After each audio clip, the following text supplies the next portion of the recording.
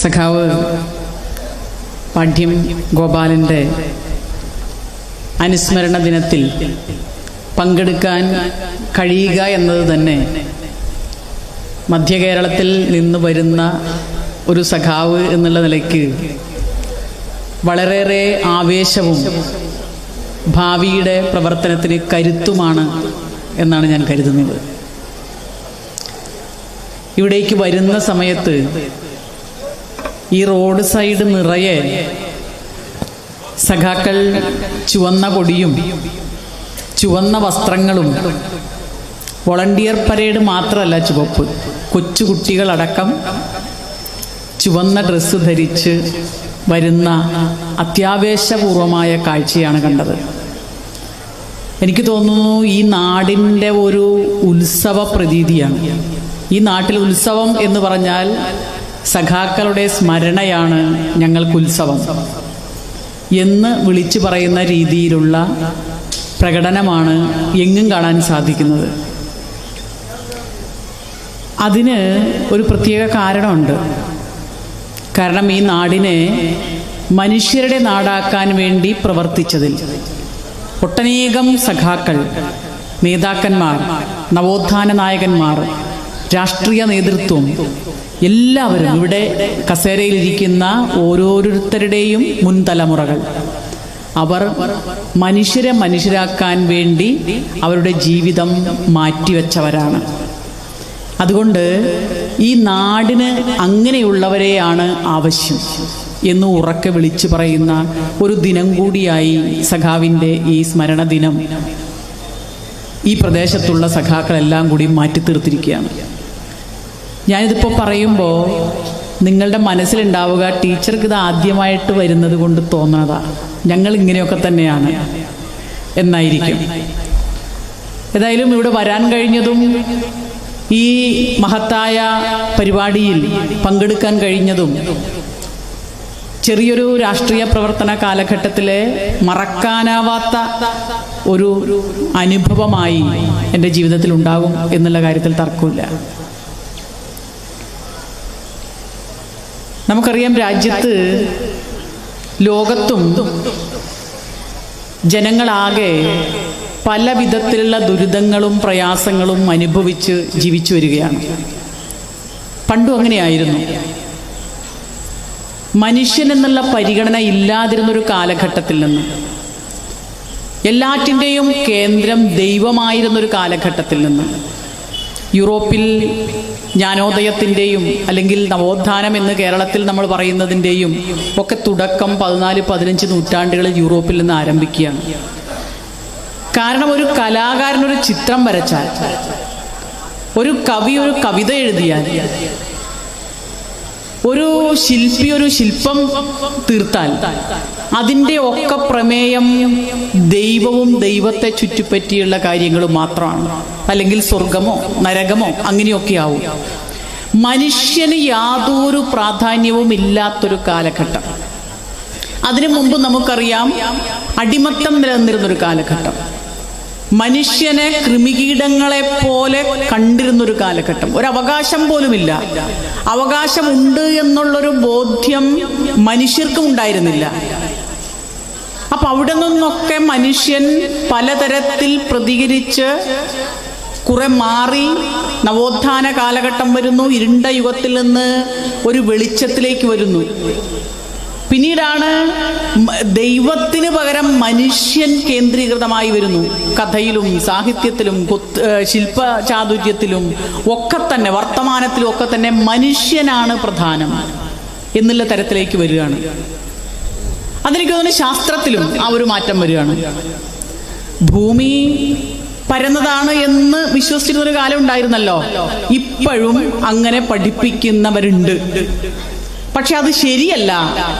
ശാസ്ത്രം വളർന്നതിന്റെ ഭാഗമായി ഇതാ ആകാശത്തേക്ക് ഈ ഉപകരണം വെച്ച് നോക്കിയപ്പോൾ, ടെലസ്കോപ്പ് വെച്ച് നോക്കിയപ്പോൾ അവിടെ ഗോളാകൃതിയിലുള്ള ഗോളങ്ങൾ ചുറ്റിക്കറങ്ങുകയാണ്. അതിലൊന്ന് ഭൂമിയാണ്. അപ്പൊ ഗോളാകൃതിയാണ് എന്ന് പറഞ്ഞതിന് ജീവൻ ബലി കൊടുക്കേണ്ടി വന്ന ശാസ്ത്രജ്ഞന്മാർ കടന്നുപോയ ചരിത്രം ലോകത്തിനുണ്ട്. അപ്പൊ അവിടെ നിന്നൊക്കെ മാറി ഇന്ത്യയിലും കേരളത്തിലെമ്പാടും നമ്മൾ കണ്ടിരുന്നത് ചരിത്രം. ഇപ്പോൾ ഇവിടെ വാഗ്ഭടാനന്ദന്റെ നാടാണല്ലോ. അന്ധവിശ്വാസങ്ങൾക്കും അയിത്താചാരത്തിനും അനീതിക്കും ഒക്കെ എതിരെ പടപൊരുതിയ നവോത്ഥാന നായകന്മാരുടെ ആ പേരിൽ ശക്തമായി എഴുതി ചേർത്തൊരു പേരാണ്, ഒരു നാമമാണ് വാഗ്ഭടാനന്ദേന്ദ്രൻ. അപ്പൊ അങ്ങനെ മനുഷ്യർക്ക് വേണ്ടി ശബ്ദിക്കുക, അനീതിക്കെതിരെ ശബ്ദമുയർത്തുക, അനീതിക്കെതിരെ പോരാട്ടം നടത്തുക, അങ്ങനെയുള്ള ഒട്ടേറെ പ്രവർത്തനങ്ങൾ. അങ്ങനെയാണ് നമ്മളെല്ലാവരും ഈ ചുവന്ന കസേരയിൽ പല വിധത്തിലുള്ള ആളുകളൊക്കെ ഇവിടെ ഒരുമിച്ച് കൂടിയത്.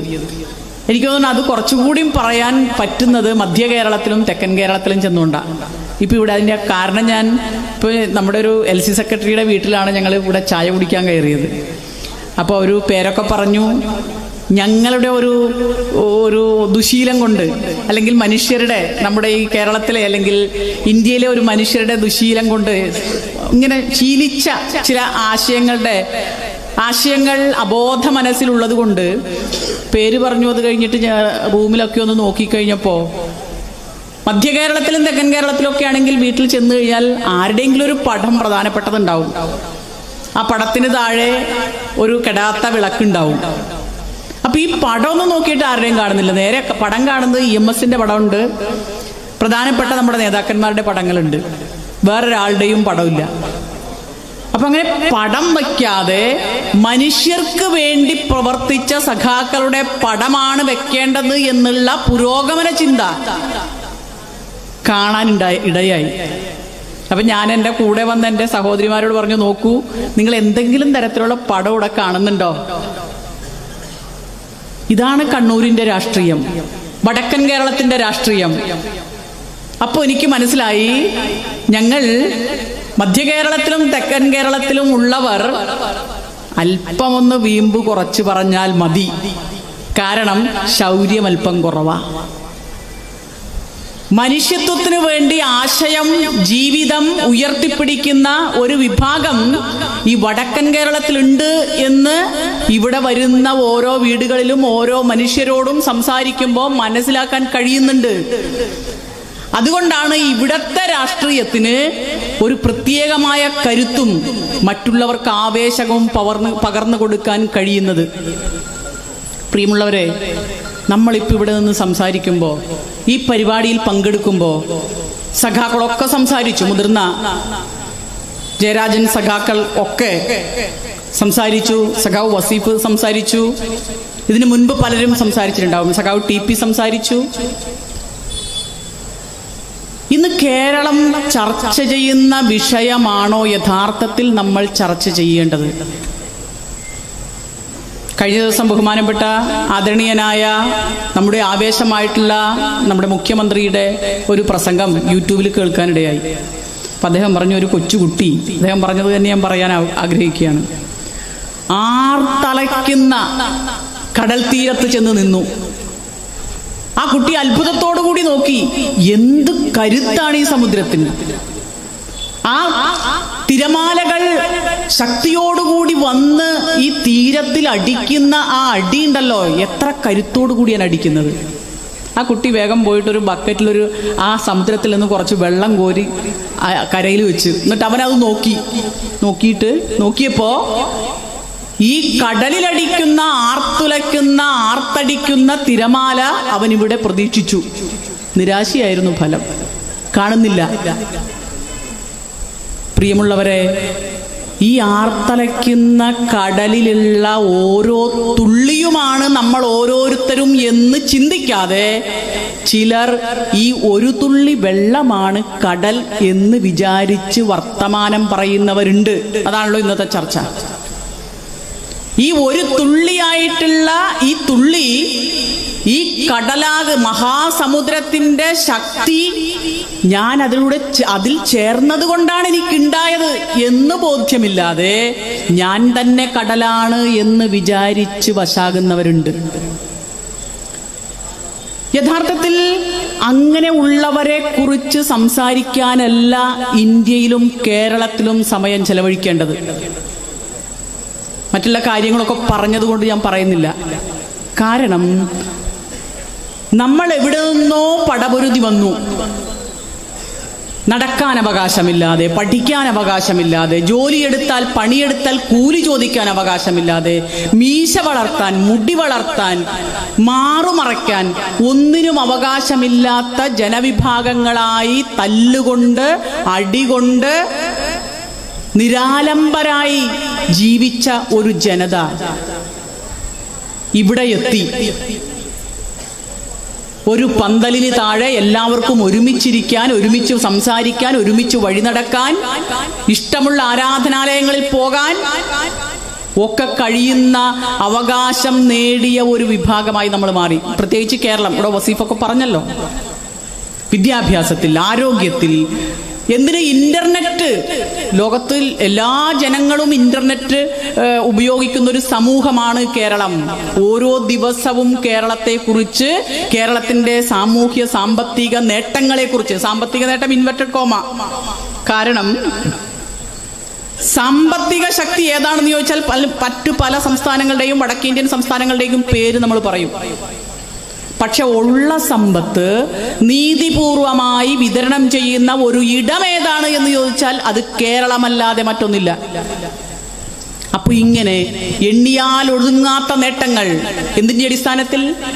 മനുഷ്യത്വത്തിന്റെ അടിസ്ഥാനത്തിൽ, മനുഷ്യന് നീതി കിട്ടുന്നതിന്റെ അടിസ്ഥാനത്തിൽ, മനുഷ്യൻ അന്തസ്സായി ജീവിക്കുന്നതിന്റെ അടിസ്ഥാനത്തിൽ.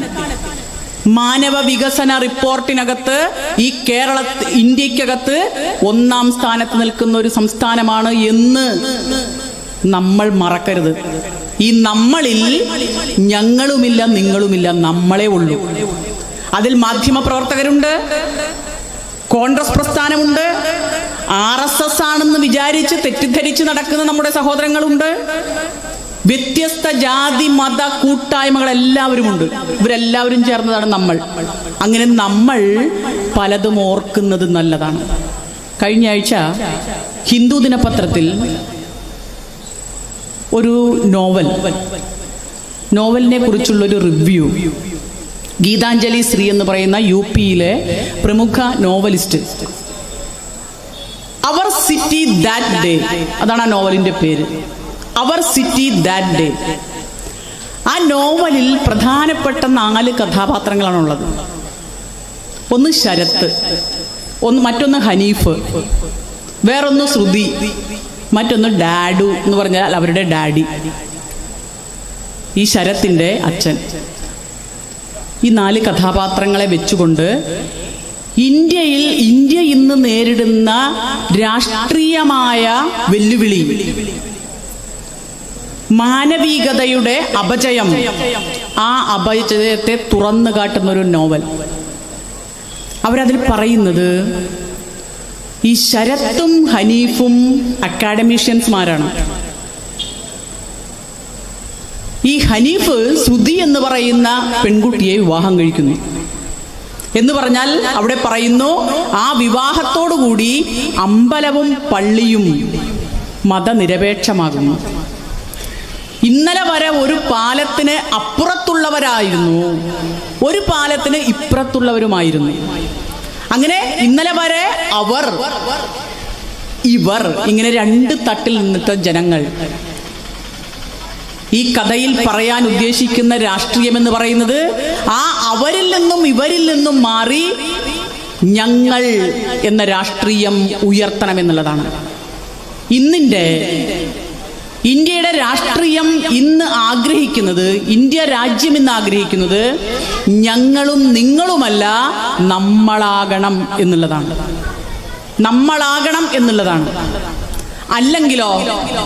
അല്ലെങ്കിൽ എന്താണ് സംഭവിക്കുന്നത് എന്ന് ഇന്ത്യയുടെ ചരിത്രം നമ്മളെ പഠിപ്പിക്കുന്നുണ്ട്.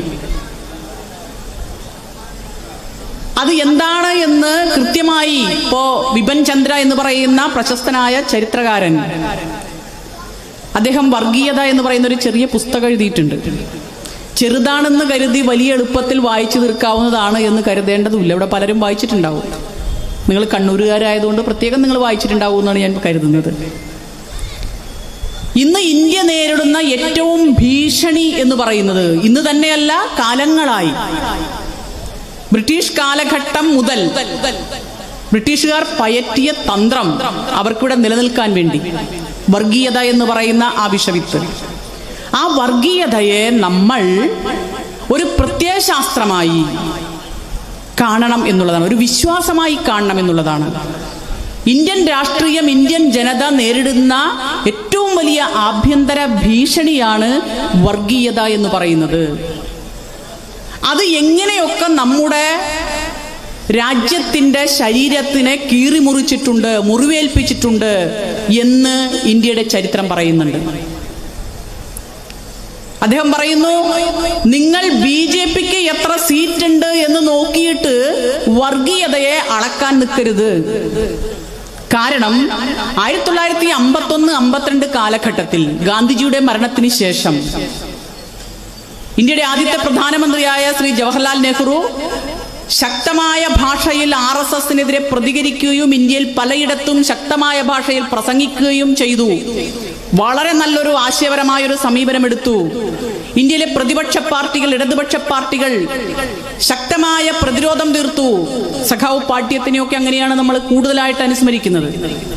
ഈ ഛിദ്രശക്തികൾക്കെതിരെ നേർക്കുനേർ നിന്ന് പൊരുതിയ ചരിത്രം ഉണ്ട് എന്ന് നമുക്കറിയാം, നിങ്ങളോട് പറയേണ്ട കാര്യമില്ല. അപ്പൊ അങ്ങനെ നിങ്ങൾ എണ്ണം നോക്കിയല്ല ഇതിനോട് പ്രതികരിക്കേണ്ടത്. അന്ന് അവർക്ക് എണ്ണമില്ല. 51-52 കാലഘട്ടത്തിൽ തെരഞ്ഞെടുപ്പിൽ എണ്ണമില്ല. കൃത്യമായി പ്രതിപക്ഷമായിട്ട് വരുന്നത് ഇടതുപക്ഷമാണ്. അങ്ങനെ 80കൾ വരെ പാർലമെന്റിനകത്ത് നിങ്ങൾ ഈ RSSന്റെ മുഖമായിട്ടുള്ള ഈ രാഷ്ട്രീയത്തെ കാണാൻ സാധിക്കില്ല. പക്ഷെ 80കൾക്ക് ശേഷം ഗംഗാജലയാത്ര, 84കൾക്ക് ശേഷം രഥയാത്ര, ഇങ്ങനെ പല പല യാത്രകളെ കാണാൻ സാധിക്കുള്ളൂ. ഇപ്പോഴും നമുക്ക് അങ്ങനെയാണ്. അടുത്ത കാലത്ത് ശ്രീ ഗോപികൃഷ്ണൻ അദ്ദേഹത്തിന്റെ പ്രസംഗത്തിൽ പറഞ്ഞു, കേരളത്തിലെ അദ്ദേഹം മാത്രമല്ല പലരും പറയുന്നതാണ്, ഇന്ത്യയിലെ അല്ലെങ്കിൽ കേരളത്തിലെ പ്രധാനപ്പെട്ട RSSന്റെ നേതാക്കന്മാരുടെ പേര് പറയാൻ പറഞ്ഞാൽ ഒരാൾക്കും പറയാൻ കഴിയില്ല. കാരണം ഇവരെ ഒന്നും കാണില്ല, പ്രത്യക്ഷത്തിൽ കാണില്ല. പക്ഷെ അവർ കൃത്യമായി നമ്മുടെ വ്യക്തി ജീവിതത്തിൽ, നമ്മുടെ കുടുംബ ജീവിതത്തിൽ, നമ്മുടെ സമൂഹ ജീവിതത്തിൽ കൃത്യമായി പ്രവർത്തിക്കുന്നുണ്ട്. ഉറങ്ങുന്ന സമയമൊഴിച്ച് ബാക്കിയുള്ള സമയങ്ങളിലൊക്കെ ഇവർ വളരെ കൃത്യമായി പ്രവർത്തിക്കുന്നുണ്ട്.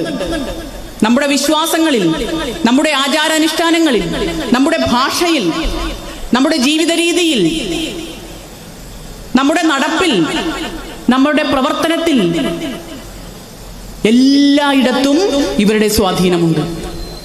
ആ സ്വാധീനത്തെ, നമ്മുടെ ഇടയിലുള്ള ഈ ശത്രുവിനെ, വർഗശത്രുവിനെ കൃത്യമായി തിരിച്ചറിയുക എന്നുള്ളതാണ് ഇന്നത്തെ രാഷ്ട്രീയം നമ്മളോട് ആവശ്യപ്പെടുന്നത്. അങ്ങനെ തിരിച്ചറിഞ്ഞ് സഖാവ് പാട്യത്തിന്റെ ജീവിതം നമുക്ക് മുന്നിൽ നേർസാക്ഷ്യമായിട്ടുണ്ട്. അത്തരത്തിൽ പ്രതികരിക്കാൻ സഖാക്കളെ നമുക്ക് കഴിയണം എന്നാണ് പാട്യത്തിന്റെ സ്മരണ നമ്മളോട് പറയുന്നത്. ഇന്നത്തെ കാലഘട്ടം ആവശ്യപ്പെടുന്നത് അതാണ്. ഏതെല്ലാം തരത്തിൽ ഈ വലതുപക്ഷ തീവ്ര രാഷ്ട്രീയത്തിനെതിരെ പ്രതികരിക്കുന്നു, പക്ഷേ അവർ വളരുന്നുണ്ട് എന്ന് കാണാതിരുന്നുകൂടാ. കഴിഞ്ഞ തെരഞ്ഞെടുപ്പിൽ നമ്മളത് കണ്ടു. കേരളത്തിൽ ഒരിക്കലും അവർക്ക് പച്ചകുത്താൻ കഴിയില്ല എന്ന് വിചാരിച്ചെടുത്ത് കേരളത്തിന്റെ സാംസ്കാരിക തലസ്ഥാനം എന്ന് നാം അഭിമാനപൂർവ്വം കണ്ടിരുന്ന സ്ഥലത്ത് ഇന്ന് ചില ആളുകളോട് നിങ്ങൾ എവിടത്തുകാരാ എന്ന് ചോദിച്ചാൽ ഞങ്ങൾ തൃശ്ശൂരുകാരാണ് കേട്ടോ എന്ന് പറയാൻ നാണക്കേടാ. കാരണം എന്താ? എനിക്ക് തോന്നുന്നു ഒരു 18-19 നൂറ്റാണ്ടുകളിൽ ജീവിച്ചിരുന്ന ചില ആളുകളെ നമ്മൾ ഇന്ന് തൃശ്ശൂർ കാണുകയാണ്. ജന്മിത്വത്തെ കുറിച്ച് ചരിത്രത്തിൽ പഠിച്ചിട്ടുണ്ട്, വായിച്ചിട്ടുണ്ട്.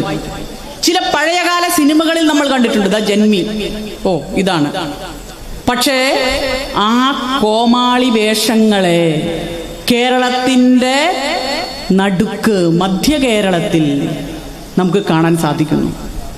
അപ്പൊ ആ പ്രദേശത്തുകാരിപ്പോ പറയില്ല ഞങ്ങൾ ഇന്ന നാട്ടുകാരാണെന്ന് പറയാൻ പോലും നാണക്കേടുണ്ടാകുന്ന വിധത്തിൽ ഈ പ്രബുദ്ധമായ കേരളത്തിൽ എങ്ങനെ വന്നു, എങ്ങനെ ഉയർന്നു, എങ്ങനെ വിജയിച്ചു എന്ന് പരിശോധിക്കണം.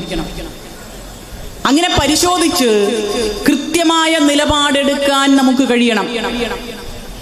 കാരണം അല്ലെങ്കിൽ കേരളം നമുക്കിനി തിരിച്ചു പോകാൻ കഴിയില്ല.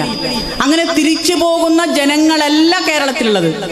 അതുകൊണ്ടാണ് 28 സംസ്ഥാനങ്ങളിൽ നിന്നും വ്യത്യസ്തമായി രാഷ്ട്രീയമായും സാമൂഹ്യമായും സാമ്പത്തികമായും മനുഷ്യർക്ക് വേണ്ടി നിലപാടെടുക്കുന്ന ഒരു പ്രദേശമായി കൊച്ചു കേരളത്തെ മാറ്റാൻ കഴിഞ്ഞത് നമ്മളങ്ങനെ മനുഷ്യത്വരഹിതമായി വർഗീയമായി ചിന്തിക്കാനും പ്രവർത്തിക്കാനും തയ്യാറല്ല എന്ന് ലോകത്തിന് മുൻപിൽ വിളിച്ചു പറയുന്നത് കൊണ്ടാണ്. ഞാൻ സൂചിപ്പിച്ചത് നമ്മൾ ചർച്ച ചെയ്യേണ്ടത് എന്താണ്? ഇന്ത്യക്കകത്ത് ദാരിദ്ര്യം അനുഭവിക്കുന്നവരുടെ എണ്ണം ലോകത്തിൽ ഏറ്റവും കൂടുതലുള്ള ഒരു പ്രദേശമാണ്. ദാരിദ്ര്യ പട്ടികയിൽ 111ാമത്തെ സ്ഥാനത്താണ് നമ്മൾ നിൽക്കുന്നത്. ഏറ്റവും കൂടുതൽ തൊഴിലില്ലാത്ത ജനങ്ങൾ ജീവിക്കുന്ന ഒരു രാജ്യമാണിത്. അഭ്യസ്തവിദ്യരായിട്ടുള്ള ചെറുപ്പക്കാർ, കഴിഞ്ഞ ദിവസം ILOയുടെ റിപ്പോർട്ട് വന്നിട്ടുണ്ട്. അവർ പറയുന്നു ലോകത്ത് 28 വയസ്സ് ആവറേജ് ഉള്ള യൂത്ത് ഏറ്റവും കൂടുതലുള്ള ഒരു രാജ്യം ഇന്ത്യയാണ്. കാരണം ഏറ്റവും കൂടുതൽ ജനസംഖ്യയുള്ളതാണല്ലോ. അത് ഐക്യരാഷ്ട്ര സംഘടനയുടെ കണക്കൊക്കെ വെച്ചിട്ടാണ് നമ്മൾ പറയുന്നത്. കാരണം അങ്ങനെയുള്ളൊരു കണക്ക് കഴിഞ്ഞ 10-16 വർഷമായി രാജ്യത്തില്ല. ഒരു സ്ഥിതിവിവര കണക്കുകളും ഈ ഗവൺമെന്റ് രാജ്യത്തിന്റെ മുന്നിൽ വെക്കുന്നില്ല. അതുകൊണ്ട് ഗവൺമെന്റിന്റെ കണക്കിൽ ഇവിടുത്തെ ദാരിദ്ര്യത്തെക്കുറിച്ച് അറിയാൻ നിവൃത്തിയില്ല, നിരക്ഷരതയെക്കുറിച്ച് അറിയാൻ നിവൃത്തിയില്ല, യൂത്തിന്റെ പ്രയാസങ്ങളെ കുറിച്ച് അറിയാൻ നിവൃത്തിയില്ല. അന്തർദേശീയ സ്ഥാപനങ്ങളും സ്ഥിതിവിവര കണക്കുകളും വെച്ചിട്ടാണ് നമ്മുടെ രാജ്യത്തിന്റെ സാമ്പത്തിക തൊഴിൽ അവസ്ഥകളൊക്കെ നമുക്ക് മനസ്സിലാക്കാൻ സാധിക്കുന്നത്. അപ്പൊ ഇങ്ങനെ 28 വയസ്സ് ആവറേജ് പ്രായമുള്ള യൂത്ത് ഏറ്റവും കൂടുതലുള്ള രാജ്യമാണ്. ഇനി വേറൊരെണ്ണം കൂടിയുണ്ട്. ഇതിൽ തന്നെ 63% യുവാക്കളിൽ 63%ത്തിൽ 55%ത്തിലേറെ തൊഴിലില്ലാത്തവരാണ്. അത് വെറുതെ തൊഴിലില്ലാത്തവരല്ല, ഡിഗ്രിയും PGയും ഒക്കെ കഴിഞ്ഞവർ. ഇവരെന്താണ് ചെയ്യുന്നത്? ഈ തൊഴിലില്ലാപ്പടയെ രാജ്യത്തെ വലതുപക്ഷ രാഷ്ട്രീയം എങ്ങനെ കൈകാര്യം ചെയ്യുന്നു? കഴിഞ്ഞ ദിവസം ഹരിയാനയിൽ നിന്നൊരു വാർത്ത നിങ്ങൾ എല്ലാവരും വായിച്ചു കാണും. ആര്യൻ എന്ന് പറയുന്ന 20 വയസ്സുള്ള ഒരു കുട്ടി കൊല്ലപ്പെട്ടത് വെറും മരണമല്ല, അവനെ കൊന്നതാണ്, ഷൂട്ട് ചെയ്തതാണ്. കാരണം അവൻ പശുവിനെ കടത്തി എന്ന് പറഞ്ഞുകൊണ്ട് ഹരിയാനയിലെ 5 യുവാക്കൾ, RSSന്റെ ബജ്രംഗ് ദളിന്റെ കീഴിലുള്ള 5 യുവാക്കൾ ഇവനെ ഷൂട്ട് ചെയ്തു, വകവരുത്തി. അവസാനം കേസ് കോടതിയിലെത്തി. ഹരിയാന ഗവൺമെന്റും അല്ലെങ്കിൽ ദേശീയ തലത്തിലുള്ള മാധ്യമങ്ങളും അന്തർദേശീയ മാധ്യമങ്ങളും ഒക്കെ ഇതിനെക്കുറിച്ച് ചർച്ച ചെയ്യുകയാണല്ലോ. ഇങ്ങനെ ഒരു ഭീകര രാജ്യം, മനുഷ്യർക്ക് ജീവിക്കാൻ പറ്റുന്നില്ല, പശുവിന് വേണ്ടി മനുഷ്യരെ അടിച്ചു കൊല്ലുന്നു, സ്ത്രീകൾക്ക് കടക്കാനേ പറ്റാത്ത രാജ്യമാണ്. The rape capital of India എന്ന് ചോദിച്ചാൽ അത് ഡൽഹിയാണ്.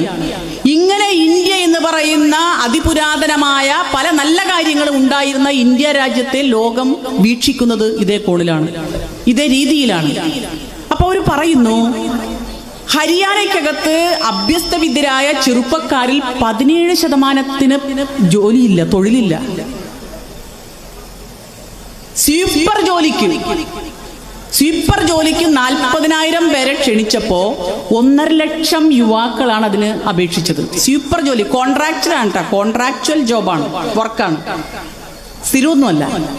അങ്ങനെയുള്ള തൊഴിലിന് പോലും 44,000 പേരെ ആവശ്യമുള്ളിടത്ത് ചെന്നത് 1,20,000 പേരാ. ഇനി അവരുടെ ക്വാളിഫിക്കേഷനോ, അവർ PGയും അതിനപ്പുറവും ഒക്കെ ക്വാളിഫൈഡ് ആയിട്ടുള്ളവരാ. ഇവർക്കാർക്കും ജോലിയില്ല. അങ്ങനെ അതിരൂക്ഷമായ തൊഴിലില്ലായ്മ നേരിടുന്ന ഒരു സംസ്ഥാനമാണ് ഹരിയാന. ഈ ഹരിയാനയ്ക്കകത്ത് ഈ ചെറുപ്പക്കാർ എന്താണ് ചെയ്യുന്നത്? ഇവരെ വളരെ ബോധപൂർവം ഈ സംഘപരിവാർ ശക്തികൾ അവരുടെ കൂടെ ചേർക്കുകയാണ്. പിന്നെ ഇവർക്ക് കൊടുക്കുന്ന ജോലി സോഷ്യൽ മീഡിയയിലൂടെ വിദ്വേഷ പ്രചരണം നടത്തുക. പിന്നെ 2 വീലർ കൊടുക്കും ഇവർക്ക്. 2 വീലർ ഉപയോഗിച്ച് ഗ്രാമാന്തരങ്ങൾ തോറും ഇവരിങ്ങനെ റൈഡിംഗ് ആണ്. എന്തിനു വേണ്ടി? പശുവിനെ ഉപദ്രവിക്കുന്നവരുണ്ടോ, പശുക്കടത്ത് നടത്തുന്നവരുണ്ടോ? കാരണം അതവിടെ നിരോധിച്ചിരിക്കുകയാണ്. കന്നുകാലി കടത്തും അതുപോലുള്ള വ്യാപാരവും ഒക്കെ നിരോധിച്ചൊരു സംസ്ഥാനമാണ്. അപ്പൊ അത് ചെയ്യുന്നവരുണ്ടോ എന്ന് ഇങ്ങനെ തിരഞ്ഞു നടക്കലാണ് ഈ തൊഴിലില്ലാത്ത ചെറുപ്പക്കാർക്ക് സംഘപരിവാർ കൊടുക്കുന്ന പണി. അതിന്റെ ഫലമാണ് 20 വയസ്സുകാരനായ ആര്യൻ എന്ന് പറയുന്ന ഈ കുട്ടിയുടെ മരണം, കൊലപാതകം. എന്നിട്ട് അവസാനം പോലീസ് ചോദ്യം ചെയ്തപ്പോ ഇതിൽ മുഖ്യപ്രതിയായിട്ടുള്ള കൗശിബ് എന്ന് പറയുന്ന ആ പയ്യൻ, അവനും വേറെ രസാണ്. അവൻ ഗോൾഡ് മെഡലിസ്റ്റ് ആണ് PGക്ക്. ഒന്ന് ഓർക്കണം, ഇങ്ങനെയുള്ള കുട്ടികളെയാണ് ബ്രെയിൻ വാഷ് ചെയ്ത്. അതുകൊണ്ടാണ് വിപിൻ ചന്ദ്ര പറയുന്നത് നമ്മൾ നിസ്സാരമായി കാണേണ്ടതല്ല ഇത്. ഈ പ്രത്യയശാസ്ത്രം, ഈ വിശ്വാസം, ഈ പ്രത്യയശാസ്ത്രം മനുഷ്യർക്കെതിരാണ്, മൃഗീയമാണ്. അതുകൊണ്ട് ഇതിനെ എതിർത്തുകൊണ്ടേയിരിക്കണം. ഇതിനെ സൂക്ഷ്മതയോടുകൂടി കാണാൻ നമ്മൾ പഠിക്കണം. എവിടെയൊക്കെയാണ് നുഴഞ്ഞു കയറുന്നതെന്ന് നമ്മൾ നോക്കണം. അങ്ങനെ പോരാട്ടം തുടരുക തന്നെ വേണം.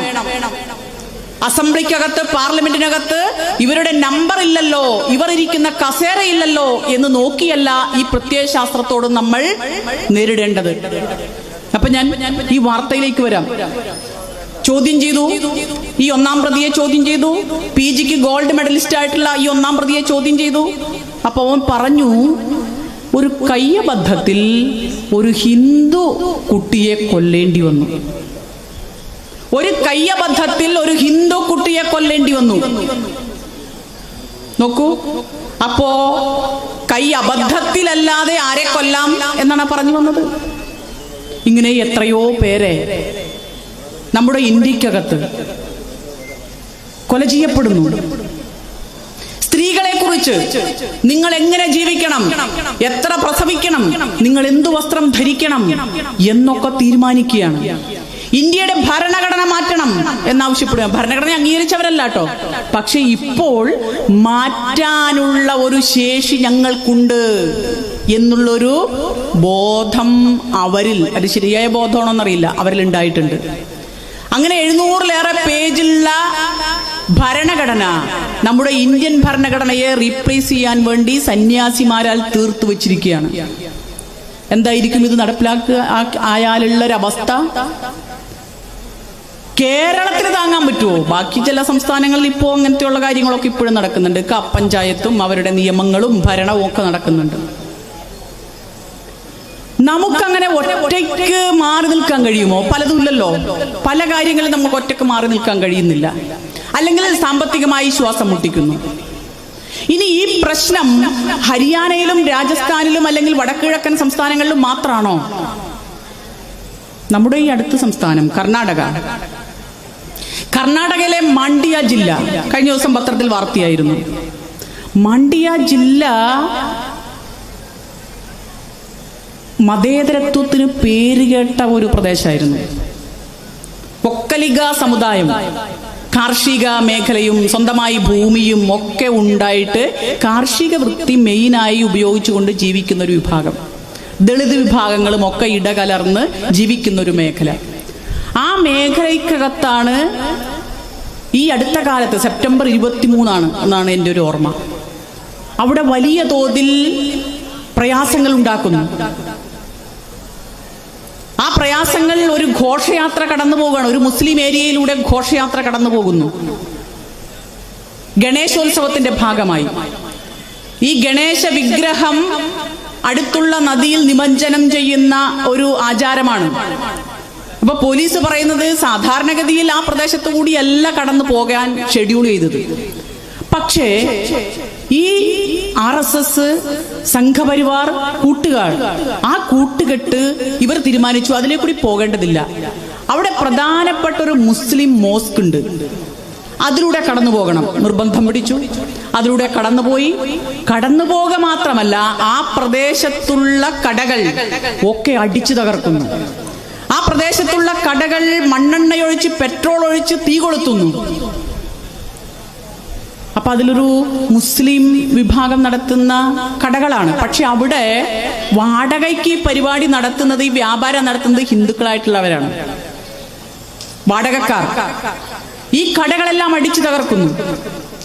എന്നിട്ട് വലിയ വെല്ലുവിളി നിറഞ്ഞ മുദ്രാവാക്യങ്ങൾ, വലിയ ഷൗട്ട് ഒക്കെ നടത്തിക്കൊണ്ട്, അട്ടഹാസങ്ങളൊക്കെ നടത്തിക്കൊണ്ട് ഈ മേഖലയിലൂടെ പ്രകോപനപരമായി ഒരു മതപരമായ ആഘോഷം എന്ന് തെറ്റിദ്ധരിപ്പിക്കുന്ന രീതിയിൽ പോവുകയാണ്. വലിയ പ്രയാസങ്ങളും സംഘർഷങ്ങളുമാണ് ആ മേഖലയിൽ നടന്നത്. അപ്പൊ നമ്മുടെ ഈ അടുത്താണ് ജനതാദൾ സെക്യുലർ രാഷ്ട്രീയമായിരുന്നു മാണ്ഡ്യ ജില്ലയ്ക്കകത്തുണ്ടായിരുന്നത്. ഇപ്പോഴും അതിനെ റെപ്രസെന്റ് ചെയ്യുന്ന ആളാണ് യൂണിയൻ മിനിസ്റ്റർ, കേന്ദ്ര മന്ത്രി എന്ന് പറയുന്നത്. പക്ഷെ അവിടെ കോൺഗ്രസിന് മേൽക്കൈ ഉണ്ടായിരുന്ന ഒരു കാലമുണ്ടായിരുന്നു. 70കളിലും 80കളിലും ഒക്കെ പുരോഗമന രാഷ്ട്രീയം കൈകാര്യം ചെയ്യുന്ന കവികളും എഴുത്തുകാരും ഒക്കെ ഉണ്ടായിരുന്നു. ഇപ്പോ ജനതാദൾ സെക്യുലർ എന്ന് പറഞ്ഞാൽ ആ സെക്യുലർ എന്ന പദത്തിന് നമ്മൾ ആവേശപൂർവ്വം സ്വീകരിക്കുന്ന ആളുകളാണല്ലോ. മതനിരപേക്ഷ സമൂഹം ഉണ്ടാകണം. ഇന്ത്യയുടെ ഭരണഘടന തന്നെ ഒരു അടിസ്ഥാന സ്വഭാവം മതനിരപേക്ഷതയാണ്. ആ മതനിരപേക്ഷത ഉയർത്തിപ്പിടിക്കും എന്ന് കരുതിയിരുന്ന ഒരു കാലഘട്ടത്തിൽ കരുതിയിരുന്ന രാഷ്ട്രീയമാണ് ഇന്ന് BJPയുടെ കൂടി ചേർന്നുകൊണ്ട് അധികാരത്തിന്റെ അപ്പക്കഷ്ണം നുകരുന്നത്. ആ പ്രദേശത്താണ് ഈ RSS നുഴഞ്ഞു കയറിയിട്ടുള്ളത്. കാരണം ആ പ്രദേശത്തെ ഈ പ്രത്യേക വിഭാഗത്തിന്റെ വൊക്കലിക സമുദായത്തിന്റെ വിശ്വാസം നഷ്ടപ്പെടുന്നു. കോൺഗ്രസിലുള്ള വിശ്വാസം നഷ്ടപ്പെടുന്നു. ജനതാദൾ സെക്യുലറിലുള്ള വിശ്വാസം നഷ്ടപ്പെടുന്നു. അവരുടെ ഇടയിലേക്ക് ഈ വിപിൻ ചന്ദ്ര സൂചിപ്പിച്ചതുപോലെ അവരുടെ നിത്യജീവിതത്തിലേക്ക്, ആചാരാനുഷ്ഠാനങ്ങളിലേക്ക് ഒക്കെ തന്നെ പതുക്കെ ഈ വർഗീയതയുടെ വിഷവിത്ത് വിതയ്ക്കാൻ സംഘപരിവാരത്തിന് കഴിഞ്ഞിരിക്കുന്നു. അപ്പൊ അതുകൊണ്ട് സംഭവിച്ചത്, കഴിഞ്ഞ നിയമസഭാ തെരഞ്ഞെടുപ്പിൽ കേവലം 5%, ലോക്സഭാ തെരഞ്ഞെടുപ്പിൽ 5% വോട്ട് നേടിയ സ്ഥാനത്ത് ഇന്ന് 13% വോട്ട് നേടാൻ അവർക്ക് കഴിഞ്ഞിരിക്കുന്നു. അപ്പൊ ഭിന്നിപ്പിച്ച് ഭരിക്കുക മതത്തിന്റെ പേരിൽ, ലോകത്തൊക്കെ നമ്മൾ കാണാമല്ലോ, ചിലത് വർഗത്തിന്റെ പേരിൽ, വംശത്തിന്റെ പേരിൽ, നിറത്തിന്റെ പേരിൽ, മതത്തിന്റെ പേരിൽ ഒക്കെ തന്നെ മനുഷ്യരെ ഭിന്നിപ്പിക്കാൻ കഴിയുമെങ്കിൽ അങ്ങനെ ഭരിക്കുക, ആ ഭിന്നിപ്പിച്ച് രാഷ്ട്രീയ അധികാരം നേടുക. പക്ഷേ വർഗീയതയുടെ മറ്റൊരു ഭീഷണി എന്ന് പറയുന്നത്, അത്യാപത്ത് എന്ന് പറയുന്നത്, അത് രാഷ്ട്രീയ അധികാരത്തിന് മാത്രമല്ല ആഗ്രഹിക്കുന്നത്, സ്ഥിരമായി മനുഷ്യന്റെ മനസ്സിലേക്ക് ഈ വിഷം കയറ്റി അവനെ സ്ഥിരമായി ശത്രുപക്ഷത്ത് നിർത്തുക, പരസ്പരം പോരടിക്കുക. അങ്ങനെ മുതലാളിത്തത്തിന്, കോർപ്പറേറ്റുകൾക്ക് എല്ലാവിധ ഒത്താശയും ഉണ്ടാക്കി കൊടുക്കുന്ന ഒരു ചങ്ങാത്ത മുതലാളിത്തം, complete merger of state and corporatism, അതാണ് ഫാസിസം എന്ന് പറയുന്നത്. കൃത്യമായി ഇദ്ദേഹം ഈ പുസ്തകത്തിൽ പറയുന്നു. അപ്പൊ അതുകൊണ്ട് നമ്മൾ ചർച്ച ചെയ്യേണ്ടത് ഈ മഹാസമുദ്രത്തിലെ ഒരു തുള്ളിയായി അവിടെ കിടന്ന് തുള്ളിച്ചാടാൻ വെമ്പുന്ന ചില ആളുകളുടെ ഇന്നത്തെ കോപ്രായങ്ങളെ കുറിച്ചല്ല. അത് കിട്ടടങ്ങും. ഈ ആകാശത്ത് നിന്ന്, ശൂന്യാകാശത്ത് നിന്ന് ചില പാറക്കഷ്ണങ്ങൾ ഗുരുത്വാകർഷണ ബലത്തിൽ വിട്ടിട്ട് ഇങ്ങോട്ട് പോരും. അതിന് ഭൂമിയിൽ വരാനുള്ള ആയുസൊന്നും ഉണ്ടാവില്ല, അല്ലെ? ടീച്ചർമാരോട് ഇരിപ്പുണ്ട്, അത് ഇടക്ക് വെച്ച് കത്തിച്ചാരമായി പോവും, അത്രയേ ഉള്ളൂ. അങ്ങനെ ചിലര് വലിയ പ്രകാശത്തോടു കൂടിയൊക്കെ കത്തി ഇങ്ങനെ വന്നു, ഭൂമിയിലെത്തുന്നതിന് മുൻപ് ചാരമായി. ഇവിടുത്തെ മാധ്യമങ്ങൾ എന്താണ്? മാധ്യമങ്ങളുടെ കടമ, ഉത്തരവാദിത്വം.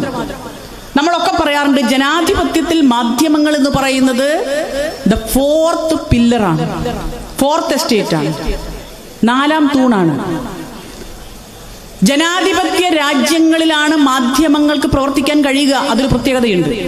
രാജഭരണത്തിൽ കഴിയില്ല, ഏകാധിപത്യത്തിൽ കഴിയില്ല, ഫാസിസ്റ്റ് ഭരണത്തിൽ കഴിയില്ല എന്നുള്ളത് ഇന്ത്യയിൽ നമ്മൾ അനുഭവപ്പെട്ടുകൊണ്ടിരിക്കുകയാണ്.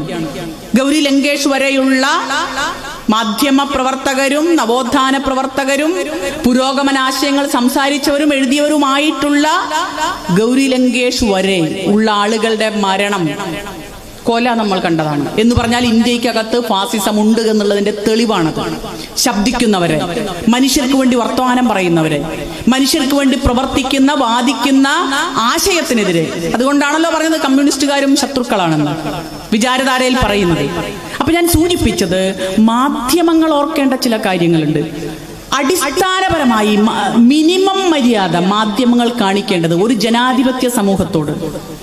ആ സമൂഹത്തിൽ ജനങ്ങളെ ജനാധിപത്യ ബോധമുള്ള പൗരന്മാരായി അവരെ ബലപ്പെടുത്താൻ ഉള്ള ഒരു പ്രവർത്തനം മാധ്യമങ്ങൾ ആദ്യമായി ചെയ്യണം. ഈ രാജ്യത്തെ പൗരന്റെ അവകാശങ്ങൾ എന്തൊക്കെയാണ്? ജനാധിപത്യ പ്രക്രിയയിലൂടെ അധികാരത്തിൽ വന്ന ഒരു ഗവൺമെന്റ്, ആ ഗവൺമെന്റ് പറഞ്ഞിട്ടുള്ള കാര്യങ്ങളാണോ രാജ്യത്ത് നടപ്പിലാക്കുന്നത്? അല്ല എങ്കിൽ ദാ ഇന്നതാണ് നടപ്പാക്കുന്നത് എന്ന് അറിയിക്കാനുള്ള, നുണ പറയാനുള്ളതല്ല. നുണകളുടെ ഒരു കാലഘട്ടമാണ്, സത്യാനന്തര കാലമാണ്, അതൊക്കെ ശരി. പക്ഷേ സ്വാതന്ത്ര്യ സമര കാലഘട്ടത്തിൽ രാജ്യത്തെ മാധ്യമങ്ങളെടുത്തൊരു നിലപാടുണ്ട്, രാജ്യത്തിലെ ജനങ്ങളുടെ പോരാട്ടത്തോട് ചേർന്ന് നിന്നിട്ടുള്ളൊരു നിലപാടുണ്ട്. അങ്ങനെയാണ് ചില പത്രങ്ങൾ ഇന്നും 1-ാം സ്ഥാനവും 2-ാം സ്ഥാനവും ഒക്കെ ജനങ്ങളുടെ മനസ്സിൽ നേടാനുള്ളൊരു കാരണം അന്ന് നിങ്ങളെടുത്ത മാധ്യമ പ്രവർത്തനത്തിന്റെ നേരും നെറിവുമാണ്. ഇന്നെടുക്കുന്നതോ ഞാൻ നേരത്തെ സൂചിപ്പിച്ചതുപോലെ രാജ്യം കത്താനുള്ള എല്ലാ തരത്തിലുള്ള തന്ത്രങ്ങളും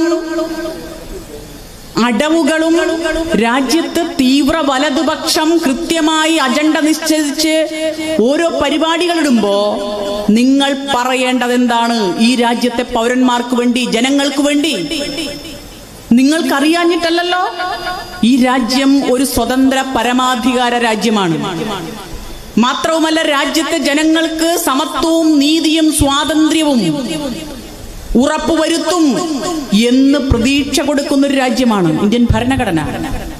ആ രാജ്യത്തിനകത്ത് 1949 ഭരണഘടന രാജ്യത്തിന് സമർപ്പിച്ചുകൊണ്ട് മഹാനായ അംബേദ്കർ പറഞ്ഞിട്ടുണ്ട്, ഈ സമത്വവും നീതിയും തുല്യതയും സാഹോദര്യവും നിങ്ങൾക്ക് ഉറപ്പു തരുന്നുണ്ട് ഈ ഭരണഘടനയ്ക്കകത്ത്.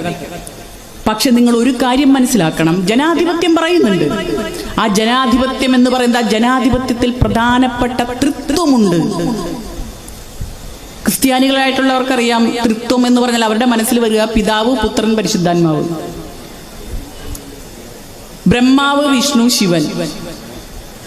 ഇതൊക്കെ വിശ്വാസികളായിട്ടുള്ളവർക്ക് വിശ്വസിക്കുന്നുണ്ടെങ്കിൽ ജനാധിപത്യ വിശ്വാസികൾ വിശ്വസിക്കേണ്ടത് ജനാധിപത്യത്തിൽ നീതിയും സമത്വവും പ്രാതിനിധ്യവും, ഈ 3 കാര്യങ്ങൾ ജനാധിപത്യത്തിന്റെ തൃത്വമാണ്. ഈ തൃത്വം ഭരണഘടന ഈ രാജ്യത്തിന് സബ്മിറ്റ് ചെയ്യുന്ന സന്ദർഭത്തിൽ ഞങ്ങൾക്ക് ഉറപ്പുവരുത്താനാകില്ല. ഞങ്ങൾക്ക് ഉറപ്പുവരുത്താനാകുക രാഷ്ട്രീയമായ സമത്വം എന്ന് പറഞ്ഞാൽ പ്രാതിനിധ്യമല്ല കേട്ടോ. ഇന്നുമില്ല. 77 വർഷം കഴിഞ്ഞു സ്വാതന്ത്ര്യം ലഭിച്ചിട്ട്. യുപിയിൽ ജനസംഖ്യയിൽ 10, 15, 20% മുസ്ലിങ്ങളുള്ള ഒരു വിഭാഗമാണ് യുപി. ഒരാള് പോലും പ്രതിനിധിയായി, മുസ്ലിങ്ങളുടെ പ്രതിനിധിയായി ജനാധിപത്യത്തിന് കടന്നു കയറാൻ പറ്റാത്തൊരു മേഖലയാണ്. അത് ഇന്ത്യൻ പാർലമെന്റിൽ നോക്കിയാലും ശതമാനം വെച്ച് നോക്കിയാലും നിങ്ങൾക്ക് പരിശോധിച്ചാൽ മനസ്സിലാകും. ഞാൻ സൂചിപ്പിച്ചത്, അദ്ദേഹം പറഞ്ഞു ജനാധിപത്യം രാഷ്ട്രീയ വോട്ടിന്റെ അടിസ്ഥാനത്തിൽ. ഞാനൊരു വോട്ട് ചെയ്താൽ, ഇവിടെ ഇരിക്കുന്ന സുരേന്ദ്രൻ സഖാവ് ഒരു വോട്ട് ചെയ്താൽ ആ വോട്ടിന് ഒരു മൂല്യം, ഒരേ മൂല്യം, ഒരു വോട്ടിന് ഒരു മൂല്യം എന്നതല്ലാതെ ബാക്കി ജനാധിപത്യത്തിലെ തൃത്വങ്ങളായിട്ടുള്ള നീതിയും പ്രാതിനിധ്യവും സമത്വവും നിങ്ങൾക്ക് ഇല്ല. സമത്വം എന്ന് പറഞ്ഞാൽ രാഷ്ട്രീയവും സാമൂഹ്യവും സാമ്പത്തികവുമായ സമത്വമാണ് ഭരണഘടനയിൽ ഉദ്ദേശിക്കുന്നത്. നിങ്ങൾക്കുണ്ടോ? ഇല്ലല്ലോ. ഏറ്റവും കൂടുതൽ പട്ടിണിപ്പാവങ്ങൾ, കേറിക്കിടക്കാൻ കൂരയില്ലാത്തവർ, ഇന്ത്യയുടെ തലസ്ഥാനത്ത് വിറച്ചു ചാകാൻ വിധിക്കപ്പെട്ട മനുഷ്യരുള്ളൊരു രാജ്യമാണ്. 1950 ഈ പ്രാമാണിക രേഖ നമ്മുടെ ഭരണഘടന നമ്മൾ അംഗീകരിച്ചത്. ഇപ്പോഴും വിറച്ചു ചാകുന്നവർ, അത്യുഷ്ണത്തിൽ ചൂടെടുത്ത് വെന്ത് നീറിച്ചാകുന്നവർ ഒക്കെയുള്ള രാജ്യമായി അവശേഷിക്കുന്നു. നിരക്ഷരത ഏറ്റവും കൂടുതൽ ഇന്നുമുള്ള ഒരു പ്രദേശമായി ഈ രാജ്യം അവശേഷിക്കുന്നു. പോഷകാഹാരക്കുറവ് കൊണ്ട് 5 വയസ്സിൽ താഴെയുള്ള കുട്ടികൾ 70% മരിക്കുന്നത്. മരണത്തിൽ 70% കുട്ടികളുടെ മരണത്തിൽ പോഷകാഹാരക്കുറവ് കൊണ്ട് മരിക്കുന്ന ഒരു രാജ്യം. ലോകത്ത് പോഷകാഹാരക്കുറവ് കൊണ്ട് 5 വയസ്സിൽ താഴെയുള്ള കുട്ടികളുടെ മരണം 50% ആകുമ്പോൾ ഇവിടെ അത് 70%. അപ്പൊ എവിടെയാണ് സാമ്പത്തിക നീതി, സാമ്പത്തിക തുല്യത? ഇല്ല. സാമൂഹ്യ സമത്വം ഉണ്ടോ? ഇല്ലല്ലോ. ദളിതന് ഇപ്പോഴും അമ്പലത്തിൽ കയറാൻ പറ്റാത്ത എത്രയോ ഇടങ്ങളുണ്ട്. ഈ കർണാടകയിൽ അടുത്ത ഇടമാണല്ലോ. ബ്രാഹ്മണനായി ജനിക്കാൻ വേണ്ടി ഇപ്പോഴും ഇവിടെ ചില ആൾക്കാരുണ്ട്, ഇല്ലേ? ബ്രാഹ്മണനായി ജനിക്കാൻ വേണ്ടി ബ്രാഹ്മണൻ കഴിച്ച എച്ചിലയിൽ കിടന്ന് ഉരുണ്ടാൽ അടുത്ത ജന്മം എനിക്ക് ഒരു പ്രൊമോഷൻ കിട്ടും, ഒരു ഗ്രേഡ് കിട്ടും.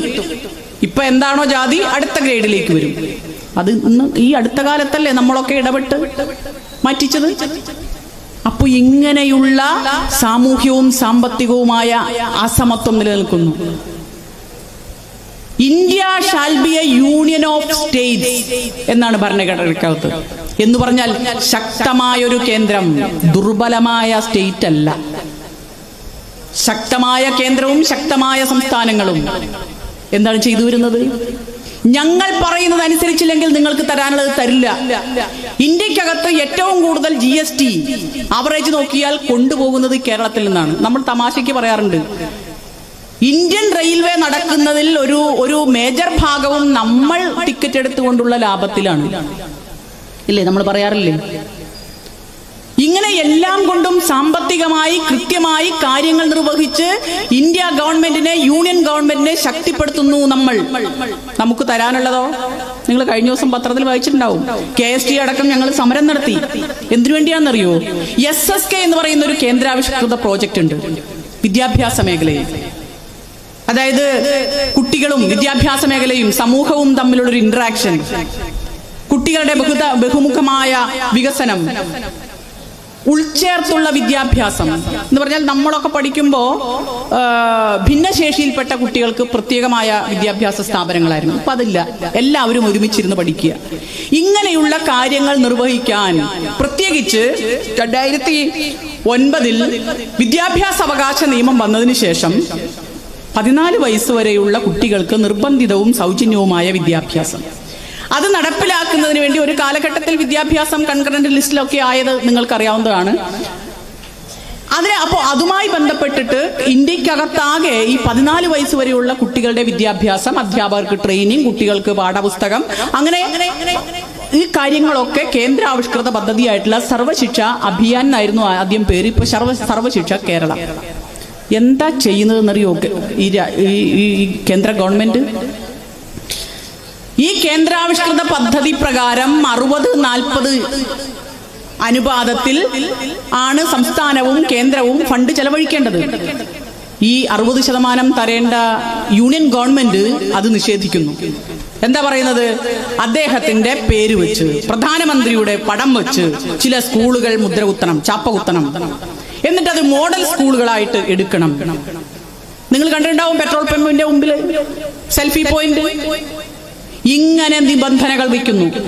വലതുപക്ഷ വർഗീയ രാഷ്ട്രീയത്തിനെ എങ്ങനെയൊക്കെ ആളുകളുടെ മനസ്സിലേക്ക് കടത്താൻ കഴിയുമോ എന്നുള്ള പരീക്ഷണശാലയാക്കി കേരളത്തെ മാറ്റുന്നു, സംസ്ഥാനങ്ങളെ മാറ്റുന്നു, അവിടുത്തെ വിവിധ കേന്ദ്രാവിഷ്കൃത പദ്ധതികളെ അതിനുവേണ്ടി ഉപയോഗിക്കുന്നു.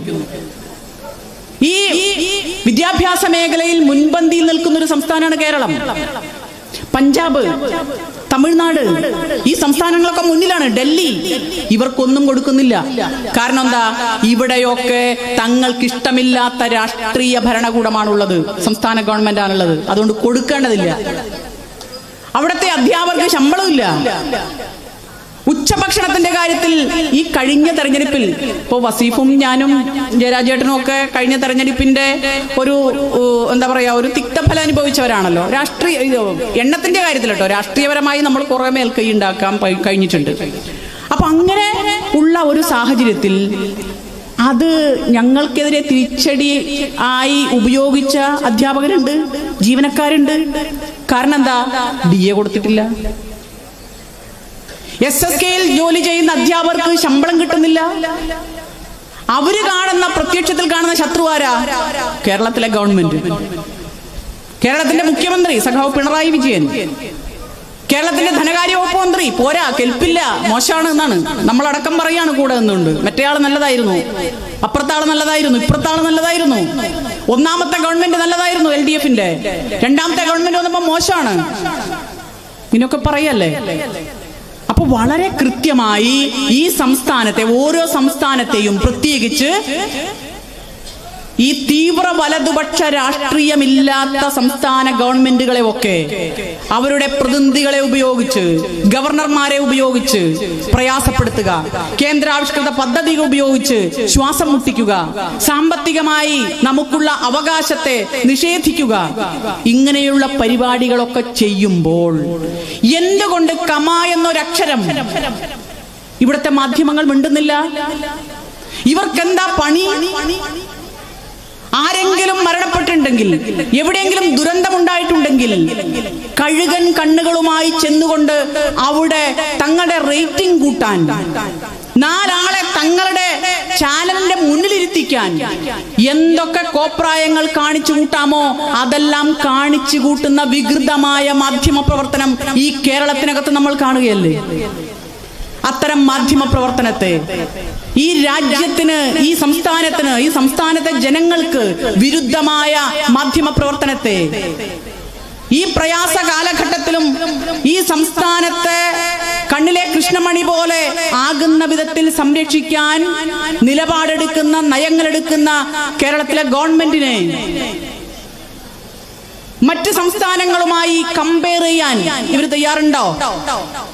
ഈ കേരളത്തിന്റെ നേട്ടങ്ങളെ, നന്മകളെ ഓരോ ദിവസവും നീതി ആയോഗും മറ്റ് സ്റ്റാറ്റിസ്റ്റിക്സും ഒക്കെ പുറത്തുവിടുമ്പോ ഇവർക്ക് എവിടെയെങ്കിലും 4 കോളം വാർത്തയെ ഒരു ഹെഡ്ലൈൻ കൊടുക്കാൻ ഇവർക്ക് കഴിയുന്നുണ്ടോ? ഇവർ യഥാർത്ഥത്തിൽ ഈ കേരളത്തെ എങ്ങനെയാണ് കാണുന്നത്?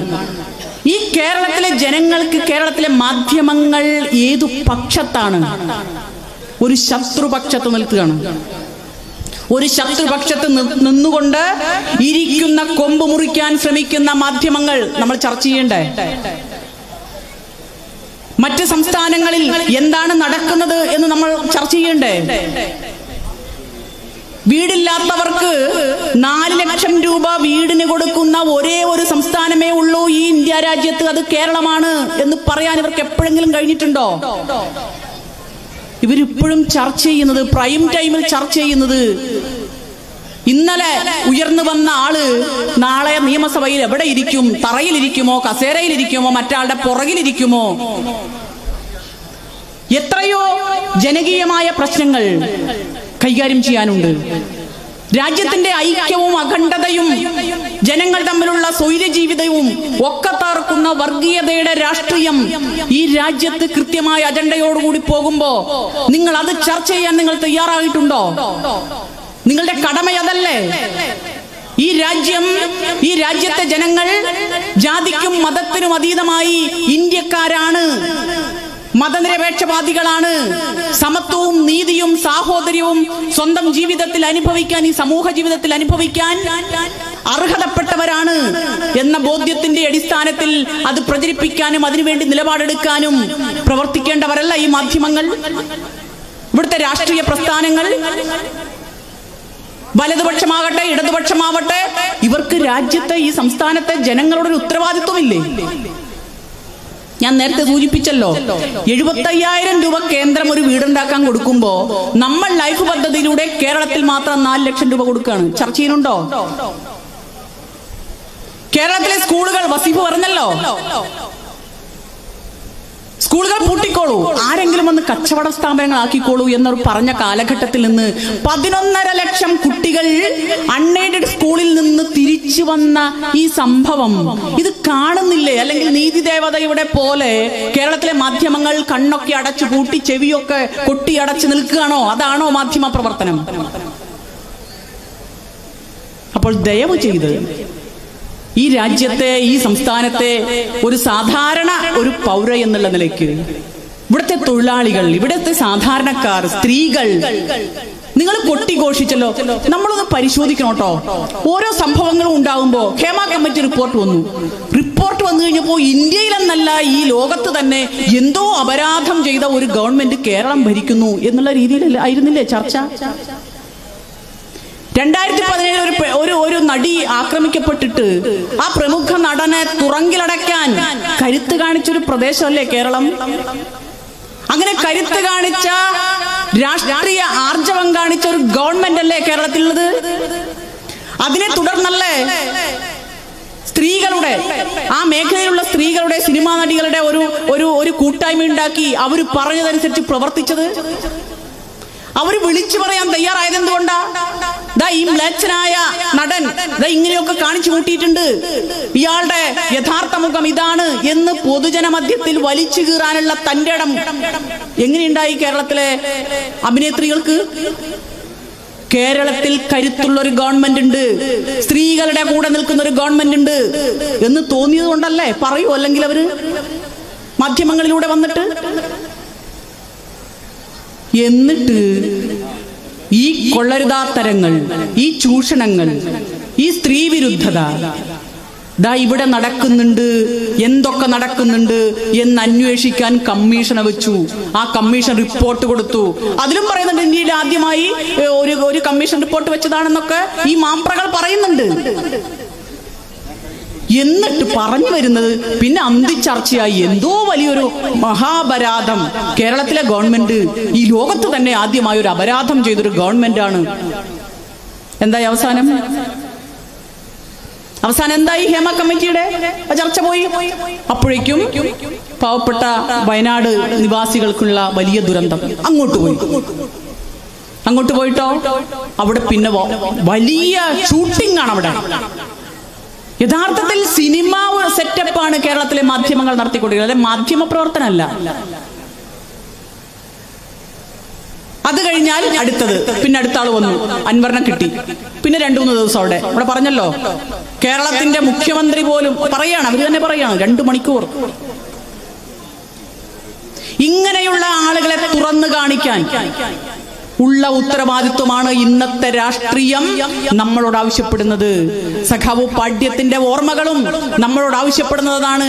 സഖാക്കളെ, നമുക്ക് ജന്മിത്വത്തിലേക്കോ ജാതീയതയിലേക്കോ മനുഷ്യത്വരഹിതമായ സാമൂഹ്യ വ്യവസ്ഥയിലേക്കോ തിരിഞ്ഞു നോക്കാൻ നമുക്ക് മനസ്സില്ല. നമുക്ക് നേരെ നോക്കി പോകേണ്ടത് സമത്വവും സ്വാതന്ത്ര്യവും സാഹോദര്യവും മതനിരപേക്ഷതയും ജനാധിപത്യവും ഉദ്ഘോഷിക്കുന്ന ഇന്ത്യൻ ഭരണഘടനയിലേക്കാണ്. ഇപ്പോൾ നാളെ നമ്മൾ പോകുന്നത് സമത്വസുന്ദരമായ ഒരു സാമൂഹ്യ സാമ്പത്തിക വ്യവസ്ഥയിലേക്കാണ്. പക്ഷെ ഇന്ന് നമുക്ക് പോകേണ്ടത് അല്പമെങ്കിലും ആശ്വാസം കിട്ടുമെന്ന് കരുതുന്ന ഇന്ത്യൻ ഭരണഘടനയുടെ ആശയങ്ങൾ ഈ ഇന്ത്യ രാജ്യത്ത് പ്രയോഗവൽക്കരിക്കാനുള്ള ശ്രമത്തിലാണ്. അല്ലാതെ അത് തന്നെയായിരിക്കണം ഈ രാജ്യത്തെ മാധ്യമങ്ങൾ ചെയ്യേണ്ടത്. അത് തന്നെയാണ് മാധ്യമങ്ങളുടെ 1ാമത്തെയും 2ാമത്തെയും 3ാമത്തെയും ഉത്തരവാദിത്വമെന്ന് സാധാരണ മനുഷ്യർ, മാധ്യമത്തിൽ ഡിഗ്രിയോ PGയോ ഒന്നുമില്ലാത്ത സാധാരണ മനുഷ്യർ, പൗരന്മാർ ആഗ്രഹിക്കുകയാണ്. നിങ്ങൾ നീതിക്ക് വേണ്ടിയാണ് സംസാരിക്കേണ്ടത്, നിങ്ങൾ ഇന്ത്യയുടെ ഭരണഘടനയ്ക്ക് വേണ്ടിയാണ് സംസാരിക്കേണ്ടത്. ഞാൻ നിർത്തുകയാണ്. 2018 ഡൽഹിയിൽ ഒരു പെൺകുട്ടി, പാരാമെഡിക്കൽ വിദ്യാർത്ഥി, അതിക്രൂരമായി ആക്രമിക്കപ്പെട്ട് കൊല ചെയ്യപ്പെട്ടു. അന്ന് ജസ്റ്റിസ് JS വർമ്മ എന്ന് പറയുന്ന ഒരു കമ്മീഷനെ വെച്ചു. എന്തുകൊണ്ട് സ്ത്രീകൾ അങ്ങോട്ടും ഇങ്ങോട്ടും തലങ്ങും വിലങ്ങും ബംഗാളിലും ഉത്തർപ്രദേശിലും രാജ്യത്തിന്റെ തലസ്ഥാന നഗരിയിലും ഒക്കെ ആക്രമിക്കപ്പെടുന്നു, കൊല ചെയ്യപ്പെടുന്നു? കേരളവും പിന്നാലല്ലോ ഇപ്പൊ കൂടി വരികയാണ്. അതിന്റെ കാരണം നമ്മുടെ സോഷ്യൽ സ്ട്രക്ചറാണ്. ജസ്റ്റിസ് JS വർമ്മ ആ കമ്മീഷൻ റിപ്പോർട്ട് ഇന്ത്യക്ക് മുന്നിൽ വെച്ചുകൊണ്ട് അദ്ദേഹം പറഞ്ഞത്, we should fight against the cultural prejudice against women that exist in the Indian society. ഈ രാജ്യത്ത് എന്റെയും നിങ്ങളുടെയും മനസ്സിൽ നിൽക്കുന്ന സ്ത്രീ വിരുദ്ധമായ ആശയങ്ങളെ വലിച്ചു കീറാതെ രാജ്യത്തെ സ്ത്രീകൾ, കുഞ്ഞുങ്ങൾ നേരിടുന്ന പ്രയാസങ്ങൾക്ക് അറുതി വരുത്തില്ല. എന്നിട്ട് അദ്ദേഹം പറഞ്ഞു, സ്ത്രീകൾക്കെതിരെ, കുഞ്ഞുങ്ങൾക്കെതിരെ പ്രവർത്തിക്കുന്നവരെ കൈകാര്യം ചെയ്യാൻ രാജ്യത്തൊട്ടനവധി മാർഗങ്ങളുണ്ട്. സമത്വവും നീതിയും ഉദ്ഘോഷിക്കുന്ന ഭരണഘടനയുണ്ട്, ഏറ്റവും പ്രധാനപ്പെട്ടത്. അതിന് താഴെ കാലാകാലങ്ങളിൽ ഇന്ത്യൻ പാർലമെന്റും നിയമസഭകളും പാസാക്കുന്ന നിയമങ്ങളുണ്ട് for the protection of women. സംസ്ഥാന ഭരണകൂടമുണ്ട്, പോലീസുണ്ട്, കോടതികളുണ്ട്. പക്ഷെ കഴിയുന്നില്ല. സ്ത്രീധന മരണം നടക്കുന്നു, കൊലപാതകങ്ങൾ നടക്കുന്നു, ബലാത്സംഗങ്ങൾ നടക്കുന്നു. 2022 ക്രൈം റെക്കോർഡ്സ് ബ്യൂറോ നമ്മുടെ മുന്നിൽ വരുന്നത്, രാജ്യത്ത് ഓരോ വർഷവും 35,000-ലേറെ സ്ത്രീകൾ ബലാത്കാരത്തിനിടയാകുന്നു, റേപ്പിനിരയാകുന്നു. 16 മിനിറ്റിൽ ഒരു സ്ത്രീ റേപ്പിനിരയാകുന്നു. ഇങ്ങനെയൊക്കെ വരുന്നതിന്റെ കാരണം നിയമങ്ങളില്ലാഞ്ഞിട്ടല്ല, മറിച്ച് ഇന്ത്യൻ സമൂഹം അംബേദ്കർ പറഞ്ഞതുപോലെ ഈ കോൺസ്റ്റിറ്റ്യൂഷനിൽ പറഞ്ഞിട്ടുള്ള കാര്യങ്ങളൊക്കെ നിങ്ങൾ ഉണ്ട് എന്ന് വിചാരിക്കരുത്. അത് നിങ്ങൾക്ക് വാങ്ങാനുള്ളതാണ്. അതിൽ പറഞ്ഞിട്ടുള്ളത് ആസ്പിറേഷൻസ് ആണ്, അഭിലാഷങ്ങളാണ്. കാരണം വഴി നടക്കാൻ പാടില്ലാത്ത, കണ്ടാൽ അയിത്തമുള്ള ഒരു സമൂഹത്തിൽ നിന്നാണ് നമ്മൾ ഇത് എഴുതിയുണ്ടാക്കി അവിടെ വെച്ചിട്ടുള്ളത്. ആ എഴുതിയുണ്ടാക്കി വെച്ചത് അക്ഷരത്താളുകളായി ജീവനില്ലാതെ ആ ഭരണഘടനാ പുസ്തകത്തിനകത്ത് കിടക്കാനല്ല, അതെടുത്ത് പ്രയോഗിക്കാനാണ്. അതെടുത്ത് പ്രയോഗിക്കാൻ ശ്രമിക്കുന്ന ഇന്ത്യയിലെ 28 സംസ്ഥാനങ്ങളിൽ നമ്പർ 1 ആണ് കേരളം. അതുകൊണ്ടാണ് നമ്മൾ അന്തസ്സായി മറ്റുള്ളവരെ അപേക്ഷിച്ച് ജീവിക്കാൻ കഴിയുന്നത്. ഞാൻ നേരത്തെ ഇവിടെ ജയരാജേട്ടൻ അടക്കമുള്ള സഖാക്കൾ സൂചിപ്പിച്ചതുപോലെ നിങ്ങളൊക്കെ പ്രസംഗിക്കുന്നവരാണെന്ന് എനിക്കറിയാം. നമ്മളൊക്കെ പറയാറുള്ളത് പോലെ അഭിമാനത്തോടു കൂടി ജീവിക്കാൻ കഴിയുന്ന ഒരു പ്രദേശമായി നമുക്ക് മാറാൻ സാധിക്കുന്നത്. അപ്പൊ അതുകൊണ്ട് അത്തരത്തിൽ ഇന്ത്യൻ ഭരണഘടനയുടെ ആശയാഭിലാഷങ്ങൾ നിറവേറ്റാൻ രാജ്യത്തെ ഗവൺമെന്റുകൾ ശ്രമിക്കുന്നുണ്ട് എങ്കിൽ അതിന് കൂടെ നിൽക്കുകയും ശ്രമിക്കുന്നില്ല എങ്കിൽ അത് തുറന്നു കാണിക്കാനുമുള്ള ആർജവം രാജ്യത്തെ മാധ്യമങ്ങൾ, വിശേഷിച്ച് കേരളത്തിലെ മാധ്യമങ്ങൾ തയ്യാറായില്ലെങ്കിൽ നമ്മൾ അവരെ തയ്യാറാക്കിക്കാനുള്ള ഒരു കരുത്ത് ജനങ്ങൾക്കുണ്ട് എന്ന് പല ഘട്ടങ്ങളിലും കാണിച്ചു കൊടുത്ത ഒരു പ്രസ്ഥാനത്തിൽ അണിനിരന്നിട്ടുള്ളവരാണ് നിങ്ങളെല്ലാവരും. സഖാവ് പാട്യത്തിന്റെ മരിക്കാത്ത ഓർമ്മകൾക്ക് മുന്നിൽ ശിരസ് നമിച്ചുകൊണ്ട് സഖാക്കളെ ലാൽ സലാം.